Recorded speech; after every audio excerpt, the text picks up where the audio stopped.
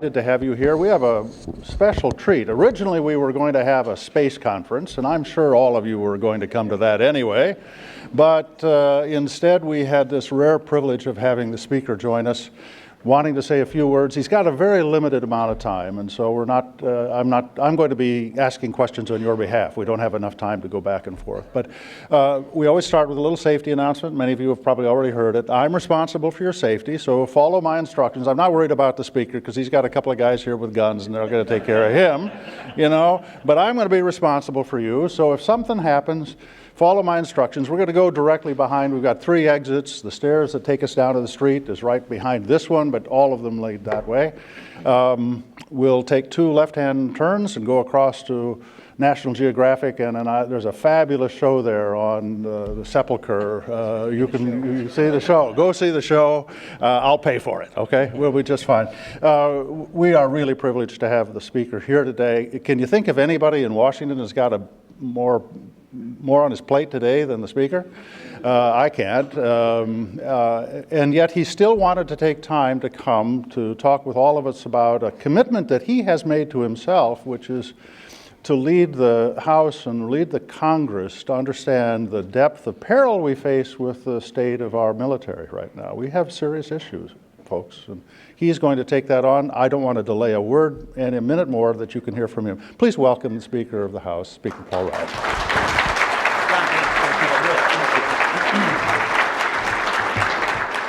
Thanks so much, John. I really appreciate you and the people here at CSIS, and I think thank you for taking time out of your day. I know you also have a lot you want to get into today.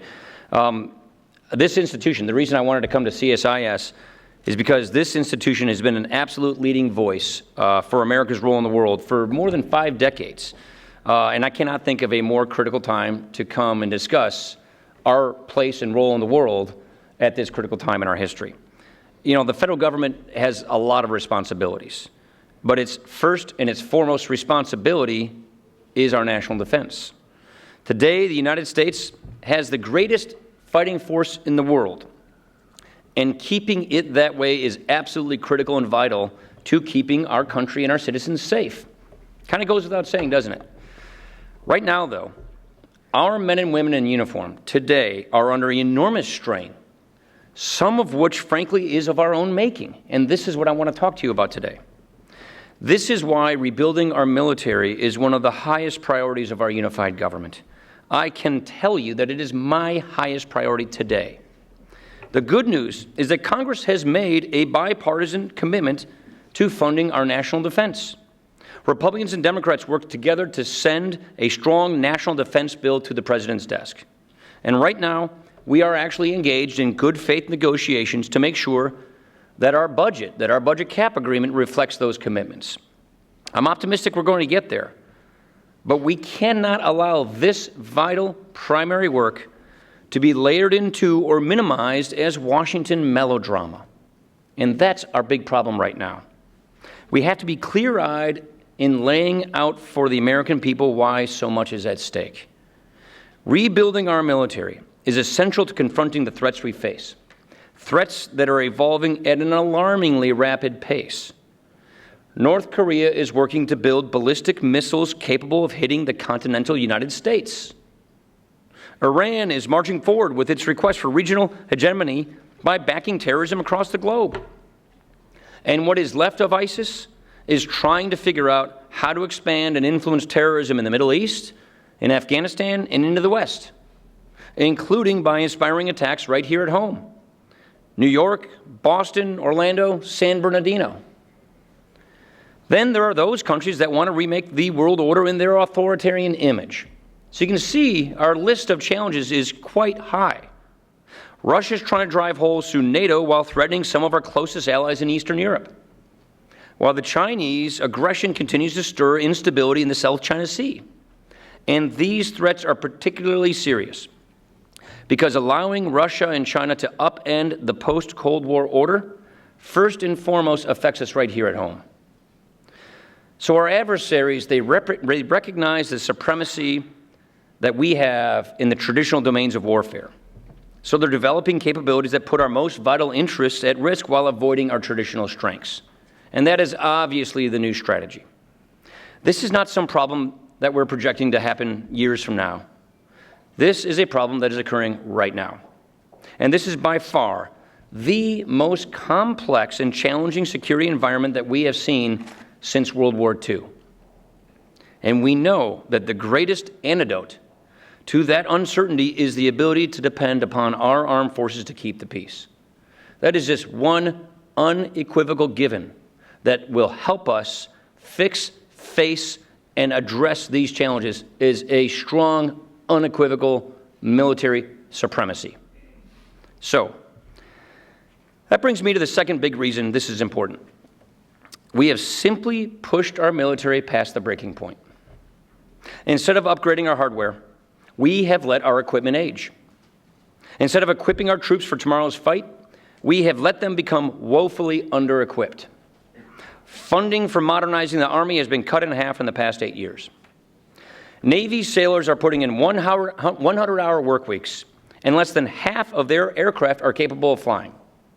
So we're pushing our sailors to 100-hour work weeks, and half of their planes can fly. Roughly 80% of the Marine Corps aviation units lack the minimum number of ready basic aircraft. The Air Force is the smallest size in our nation's history, and the average age of their aircraft is 27 years old. The cost of these readiness deficiencies are really dire, and this is literally costing us lives. Here's the statistic that gets me the most. In total, we lost 80 lives due to training accidents in 2017 alone. That is 4 times as many were killed in combat. 4 times were lost last year in training accidents versus combat. We need to do better. We ask a lot of our men and women in uniform. We ask them to carry out dangerous missions in dangerous parts of the world. They do so putting their lives at risk with the utmost courage, bravery, and selflessness. And they do this because they believe not only in this country, they do this because they believe in the idea of this country, that America remains that shining beacon of freedom, justice, and democracy around the world. But in exchange for their service, we make them a sacred promise. We promise that we will give them the tools they need to do their jobs safely and effectively. And today, quite frankly, we are letting them down. We are breaking that promise, and that is absolutely shameful. And that is what is core at this budget debate we're having right now. So let me try and be clear about what our goals are. An adequate budget agreement fully funds our troops. An adequate budget agreement means lifting the spending caps that disproportionately hamstring the defense budget, holding our national security hostage. The Pentagon cannot plan for the future if it keeps operating under these short-term spending bills. The days of budget uncertainty and underfunding need to come to an end. Because doing so, fixing this budget mess, this will help us modernize our forces and maintain a forward presence, bolstered by commanders having the rapid response capabilities that they need. Twice now, the House has passed an appropriations measure to back up our commitments. 2 appropriation bills fully funding the military passed through the House twice, but it remains stalled in the Senate because of opposition from Senate Democrats. They need to stop playing politics with this. And that's my biggest concern, is the politicization of our men and women in uniform. Our men and women in uniform are not bargaining chips. They are our best and our brightest who put their lives on the line for us. We need to reform the Pentagon too. That means overhauling the acquisition process, the procurement process, facilitating a serious audit of DoD, finding ways to improve efficiency through innovation and new business practices. And I really think we're on to something here on a bipartisan basis. Chairman Thornberry and his members are leading on these issues in the House. In the past 2 years alone, we've enacted significant bipartisan reforms to streamline the bureaucracy at the Pentagon, to strengthen military health care and retirement systems, and improve congressional oversight. It's a great start. So much more work needs to be done. And we need a military strategy for the 21st century. That means a military that is more lethal, agile, and robust. And I got to say, nobody understands this better than Secretary Mattis. And tomorrow, he will unveil a national defense strategy that provides a clear, unequivocal plan to ensure that our military might never falters. It's the first time an NDS has been released in a decade, and it's going to provide a clear path forward for our national defense. But that path will get longer every day that goes by while we play these budget games. That path will be much darker, much longer, if we do not get an adequate budget agreement. So as I said at the outset, this country has the greatest fighting force in the world, and we will always do what is necessary to protect the American people. We cannot shy away from the threats we face, and we face a very complex threat environment. We need to confront them. We need to address them. We need to think them through. We cannot shun our alliances. We must strengthen those alliances. We cannot leave our troops unprepared for the battlefield. We have to equip them. I don't care if you're a Republican or Democrat. Our troops, our military, our national security, they're not partisan issues. And when it comes to keeping Americans safe, we're all on the same side. So I'm simply here to ask you for all of your help. You are the men and women who know this issue, who care about this field, who understand the gravity of the moment. So help us make the case to the American people. Help us get our troops what they need to do their jobs. Help us ensure that the United States military remains the best in the world. And thank you very much for letting me take some time out of your day. I look forward to our conversation. Thank you. Thanks, John. Thank you. Appreciate it. Thanks for letting me. Mr. Speaker, I've been in the defense business for, I think, 38 years. This is the first time I have heard a Speaker of the House give a passionate speech for America's defense. I'm sure it's happened otherwise, but I don't remember it, and I want to thank you for that. This is, of course, you're going to go up to a huge drama back on the Hill. I think when we were walking out, he said, I have to these are artificial dramas, but yes. Yeah. You have to go up to the rock pile, he said. But, you know, it's a rock pile about the same thing over and over again. We get these continuing resolutions. Now, the problem for defense is, you know, you got contract officers who say, well, I don't know if the money's going to be there. I'm going to hold back. I'm going to delay this acquisition. These 1 month long CRs really wreak havoc in the department. I mean, for most of the federal government, they write a check to somebody, either a beneficiary or an employee. We build things, but CRs are really damaging. Can we get a year-long program finally getting going? I know you spoke about that. We can, and this is what's very frustrating to us right now, because tomorrow the government funding lapses, and then the clock on the sequester kicks in, and that's even worse than just a CR. So what's frustrating is how our military, I've been working on budgets pretty much my whole career, and I really didn't get into understanding the gravity of this situation until I took this job and got all the briefings that one takes. I've been down to Fort Bragg. I've been over to Fort Campbell. I've spent time with our war fighters. I've spent time overseas. I'm going overseas next week to Iraq to meet with our people. And it has become so clear to me that this budget system, this CR system, this temporary standpoint really hurts our military and compromises our national security. What's so frustrating is our military is being used as a bargaining chip for completely unrelated items. So just so you know exactly what's going on right now, the defense budget is being held hostage for DACA, which is not a deadline that expires tomorrow. DACA is down the road, and we want to fix DACA. Let me just be really clear. We think this needs to be addressed. We want to fix this. Good faith negotiations are underway right now, but we should not be holding hostage the military for this. It's completely unrelated, and those are the partisan games that are being played right now. And quite frankly, it does not just damage to our morale, but it does damage to our military. As you said, we have to buy equipment, we have to buy munitions, we have to prepare and plan, and it is a dangerous environment right now, and that is why.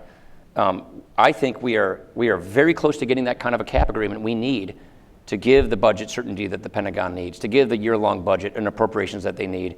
But for these unrelated issues, it would have happened. Yes, sir. You mentioned, Speaker, that if we don't get an agreement, we trigger sequester. And of course, that was a negative consensus. We couldn't agree on anything else. We agreed on this suicidal kind of formula. It's really been a plague. Is there an opportunity to get rid of sequester? Well, there is, and it's got a 4-year lifespan. I'm confident we can get a 2-year deal. I did a deal with Patty Murray when I was budget chair back in 2013, which gave us a couple-year breathing room. Then my predecessor, John Boehner, and President Obama did another deal, and that deal is expired now. We're trying to do another one. So I do believe we can get out of there and get ourselves a fit-up that counts, that works. At the same time, what's frustrating is I think our appropriations process is basically broken, and that's one of the casualties here. In the House, we've been doing it. In the House, we've passed all of our appropriation bills. We passed every appropriation bill before the fiscal year deadline. Actually, the first time since we've been in the majority in 2004, we've done that. And we've passed defense appropriations twice. The problem is the Senate hasn't brought up a single appropriations bill. The Senate, it takes 60 votes to even consider a bill. And so they have always threatened to filibuster to even bring up and consider appropriations to use as leverage in negotiations for unrelated issues. And my entire point is, this is the first and foremost responsibility of the federal government, keeping the nation safe, giving our men and women in the uniform the equipment and the tools they need, and it is really dire. The training accidents alone should be screaming, fix this. Speaker, you probably nobody has worked more comprehensively about looking at America's financial future and our lack of a consensus on where we're heading. You've been pointing out the affordability of entitlements for many years. We don't have a consensus because we don't agree on how we're going to handle all of these burdens. So we're borrowing money instead. Right now, we can afford the debt servicing because, that's right. What, 2%? Right. What happens when this goes up and it's 5 and 6%? Normal interest rates, it will be the largest part of the federal budget. It will be.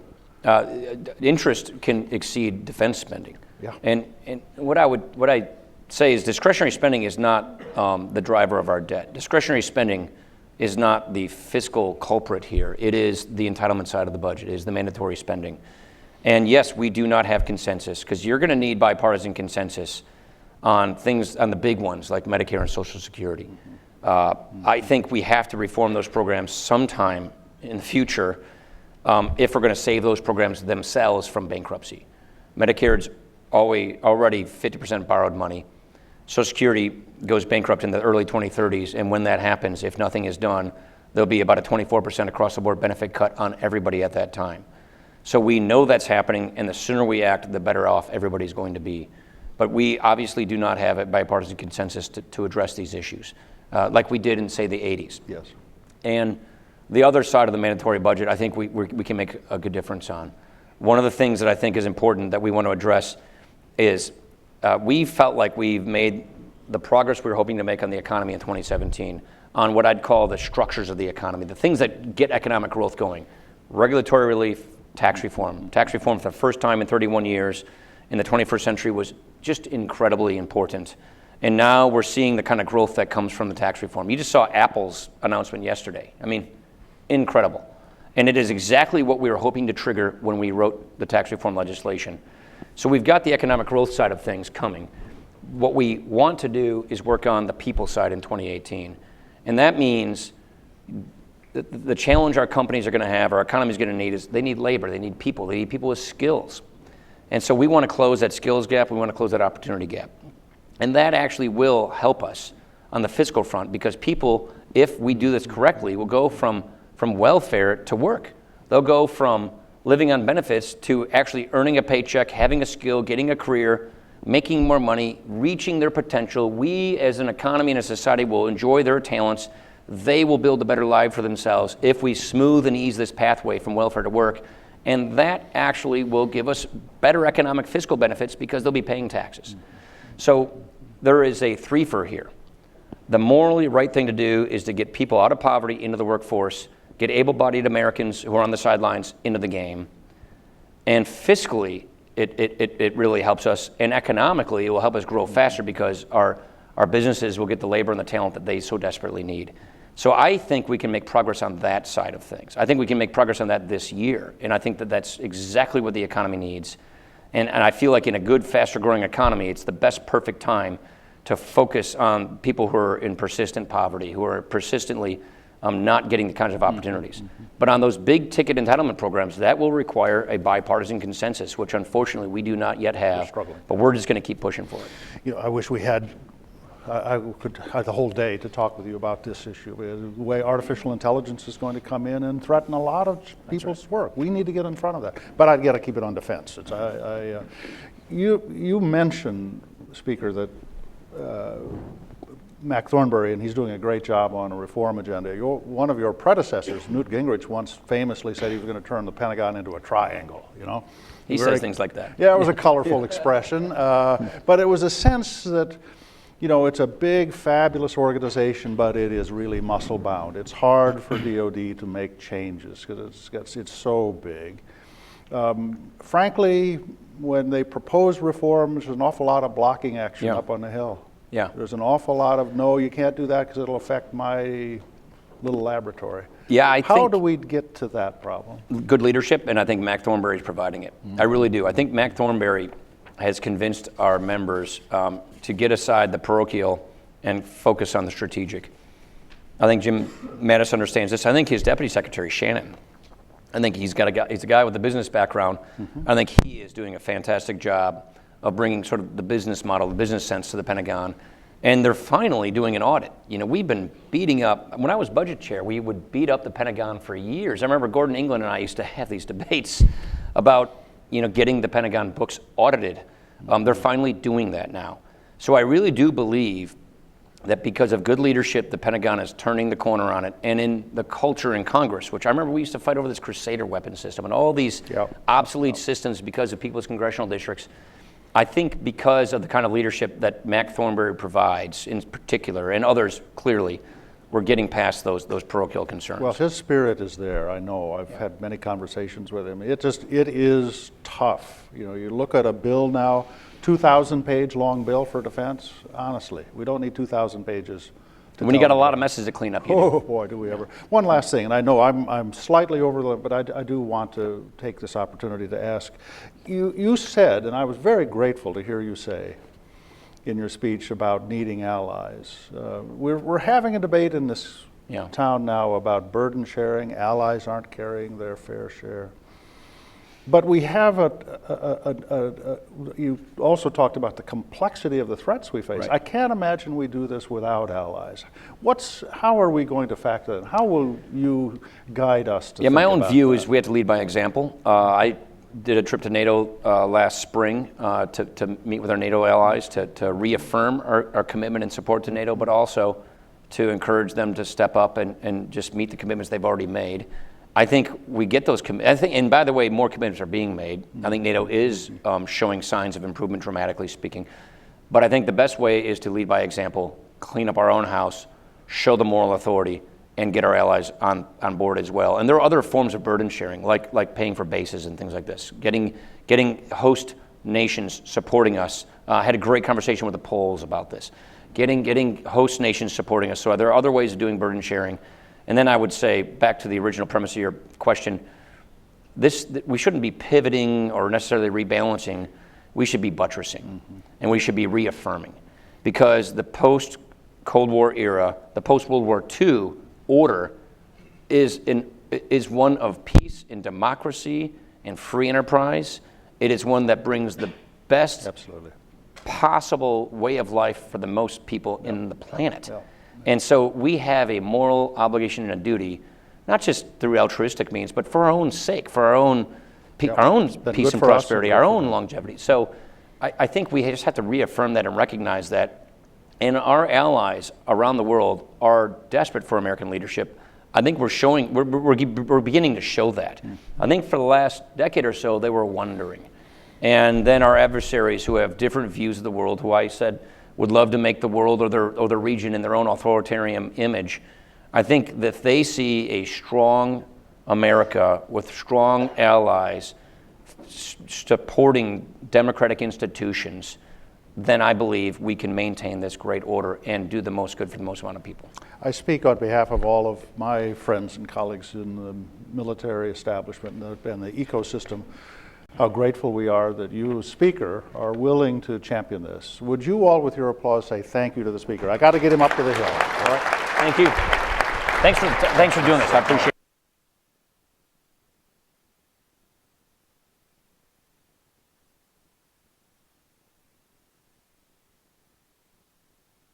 Conference.